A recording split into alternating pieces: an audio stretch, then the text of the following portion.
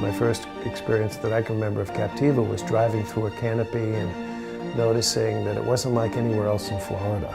It was kind of magical. The island of Captiva doesn't feel like you're in Florida. It's kind of like a tropical feel. And I just have fallen in love with this place.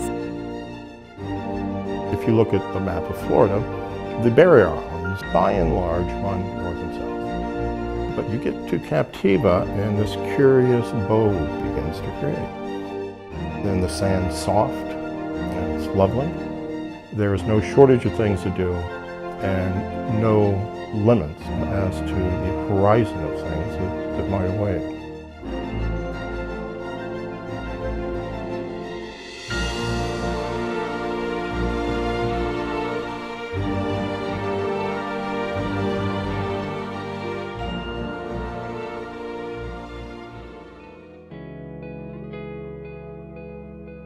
Captiva Island is 5.5 miles long, and it's a half mile at its widest point. So you can be from the beach to a boating, fishing environment in a few hundred feet. The first tarpon, which is an incredible game fish, the first tarpon ever landed on rod and reel was here in 1896. That catch made headlines around the world because of the sudden interest in tarpon fishing, game fishing, created a passenger service to Boca Grande. Steamboats took those passengers to Captiva, Sanibel, Yucepa, Ponorosa. Hotels sprung up, roads were built, developers came in. It changed not just the fishing history of this coast, it changed the economic and social history of this coast. This one fish, the tarpon. So I try to keep that in mind when I fish. During the summertime, you can see thunderclouds, you can see rain, you can see lightning, you can see the sun setting, you can see the birds flying, the dolphins jumping, all at the same time. You see a lot of manatees and dolphins, see a lot of osprey, flying around. It's just gorgeous. We all take for granted at a point, all I have to do is go walk out in the ocean at sunset. I go, whoa. You see a fish jump, the birds. I go, man, we're in a cool place. There's not a lot of lights out on the islands, and once the sun goes down, the night sky just lights up.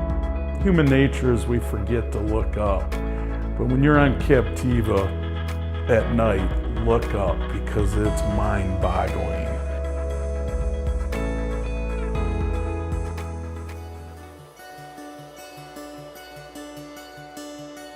Any sport that you can do in the water can be achieved here. Surfing, swimming, paddle boarding, kite surfing is amazing.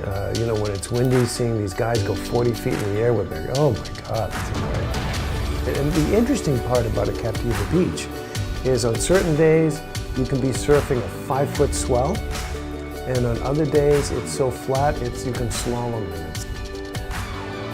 Captiva is a very laid-back place. I've really noticed that with our residents and visitors, they seem to just be themselves. There doesn't seem to be this act going on. Every weekend in the month of December, there are different events and activities. We have the golf cart parade, we have the lighted boat parade, there are tons of performances and the Junkanoo parade as well. It's definitely something to come out and see and be a part of. I think Captiva is America's little bit of special paradise that everyone sooner or later should come and see at least once. I truly believe these islands tend to choose us rather than we choose them. If people visit Captiva and they feel that calling, it's no accident.